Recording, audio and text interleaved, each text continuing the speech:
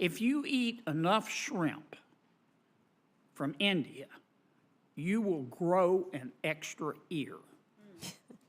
Welcome to Congress Unpacked, the channel where we bring you the raw, unfiltered moments from Capitol Hill, the clashes, the questions, and the consequences. Let's dive into the fiery exchange between Senator John Kennedy and Commerce Secretary Gina Raimondo, a hearing that took a sharp turn when Kennedy accused foreign seafood producers of flooding the American market with unsafe, subsidized imports.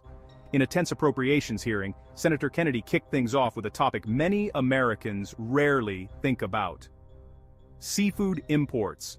He laid out the shocking numbers. Americans eat around 5 billion pounds of seafood every year, about 21 pounds per person, but a staggering 94% of it is imported. Then came the bombshell: 1% of those imports ever get inspected by the U.S. agency in charge. And here's the kicker: of that tiny fraction, nearly 1/3 fails. That's not just a statistic, that's a warning about what's slipping through the cracks. Madam Secretary, welcome. I want to talk for a moment about seafood. The American people love seafood, as you know. We consume about 7 billion pounds a year, 21 pounds for every man, woman, and child in our country. Do you happen to know what percentage of the seafood that we eat is imported? I do not.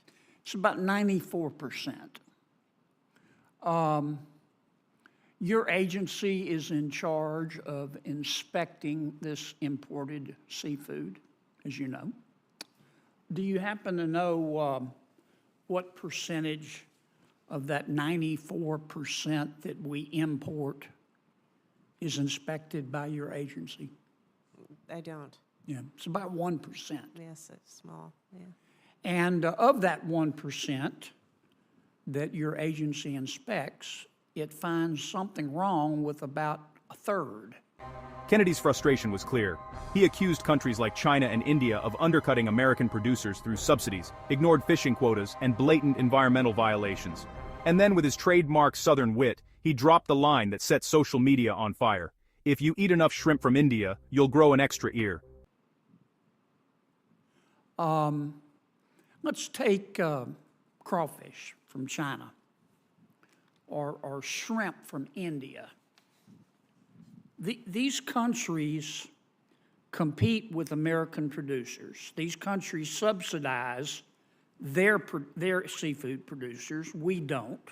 Yeah. Mm-hmm. These countries allow their producers to ignore quotas. These countries allow their producers to ignore where they're supposed to fish. But the worst thing these countries do, they don't abide by environmental regulations. They shoot their products full of antibiotics. If you eat enough shrimp from India, you will grow an extra ear. Kennedy wasn't done. He held up a package of imported Chinese crawfish, branded as Bureau. "I don't know anybody in China named Bureau," he said. His point?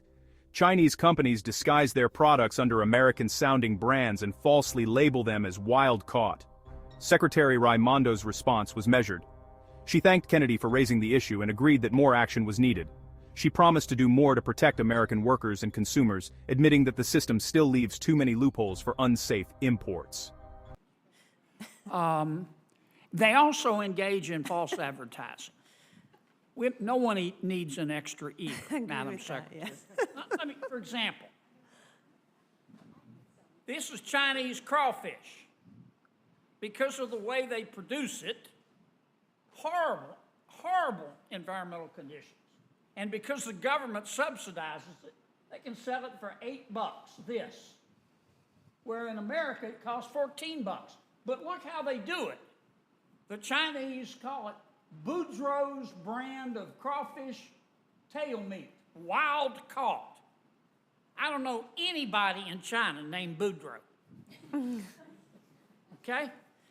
something's gotta be done, Madam Secretary. I mean, the people at your seafood import monitoring program are wonderful people. Yeah. But all this product is coming in, and it's harmful, and it costs us jobs.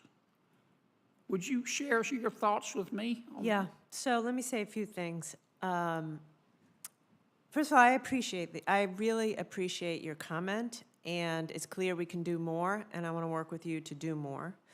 We are extremely focused on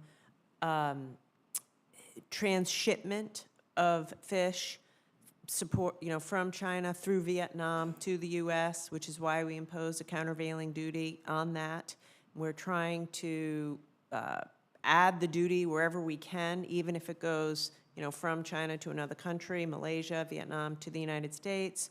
We're very focused on illegal fishing, unregulated fishing, also mostly done by China. Very focused on that, working with CBP on that.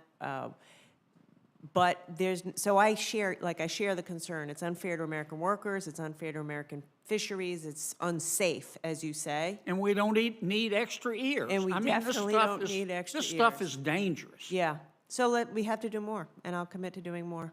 Last question. I want to follow up on my friend Senator Moran's questions. You're right that the Infrastructure Act says your agency can't set broadband prices. But I keep getting reports that you are. For example, I'm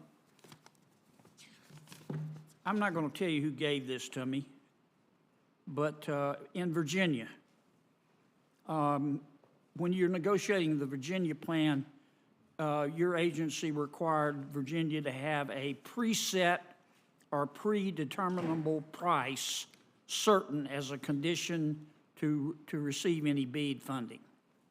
So it sounds to me like, at least in Virginia, the allegation is that your people are setting a price. And I keep hearing this in other states too. We are not, and if you hear it, you should call me, because we're not. It's not what the law says, and we aren't doing it. And your state, by the way, has done a fantastic job and was, I think, the very first state to be approved and will be the first state to get their money.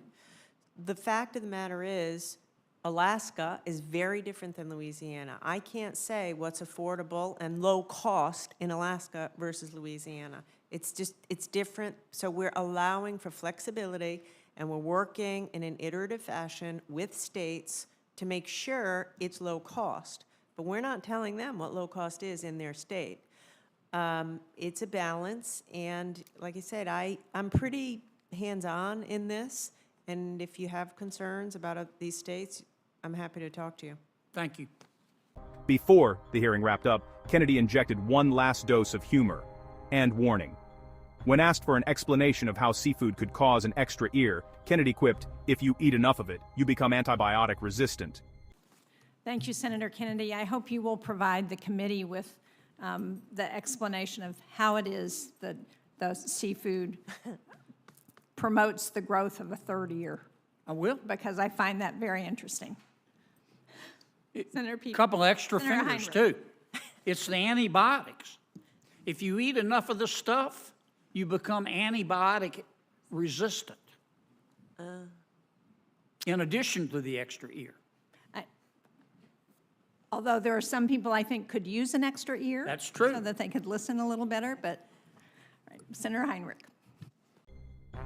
In addition to the extra ear, this hearing wasn't just about shrimp and crawfish. It was about American safety, jobs, and integrity in trade. Kennedy's sharp humor may have earned laughs, but his frustration reflects a deeper truth.